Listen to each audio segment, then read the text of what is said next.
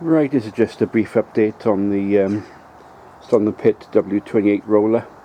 I've removed the handle, done a couple of bits of welding on it, checked out the cable, clutch cable, and it's free. And I get vulcanizing rubber to go over the top of the cable, outer layer to protect it. Knocked a few dents out of the tin work. The problem I had was the joint, the hinge.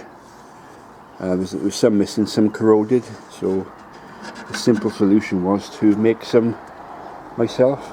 So this is an offcut. What I did was have a tube, cut it in the middle, reformed it to make the hinge,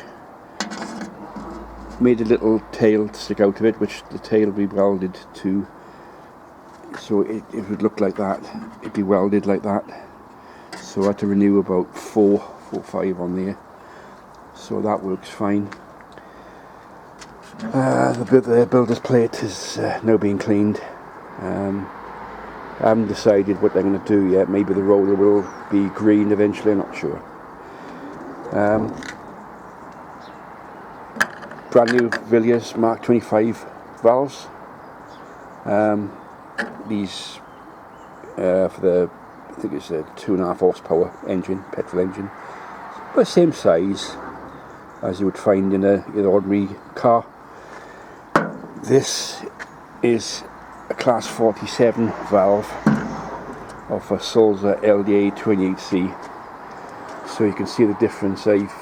This particular valve come off locomotive original number 47502, which I did a job on going back, must have been 1979 I would guess.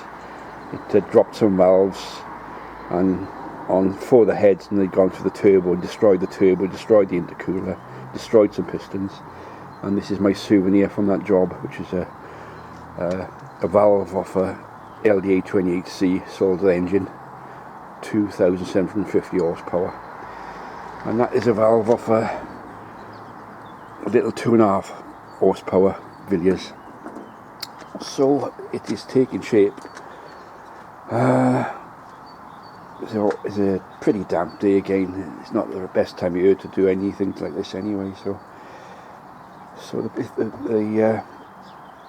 I took the cylinder head off the engine, and it was found to have a stuck exhaust valve, which that is going to be sorted out.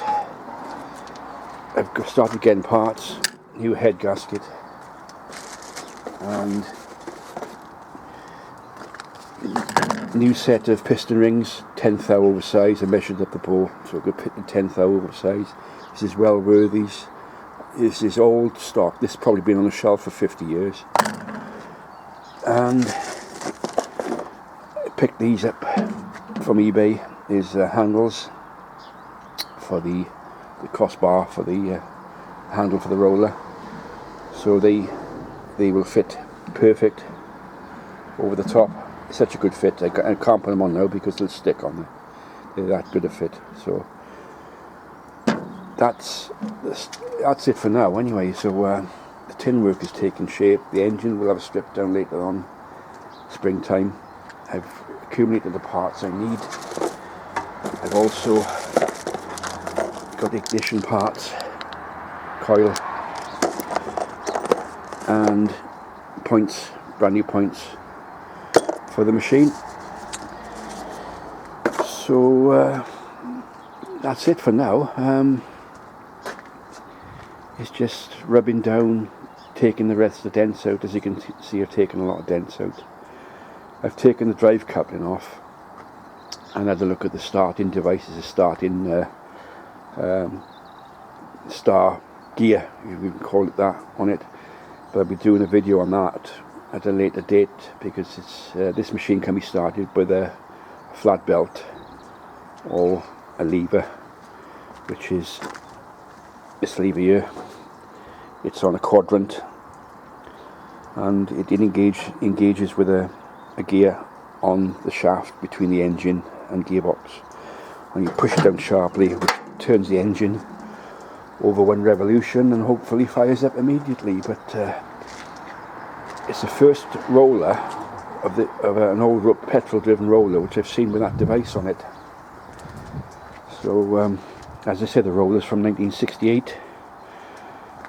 Well, that's all I can say for now. She's taking shape, and obviously it's a nice lighter job for me to carry on with for the time being till the later months, and I'm okay, and I'm on back under the big boy there to sort out. So till next time.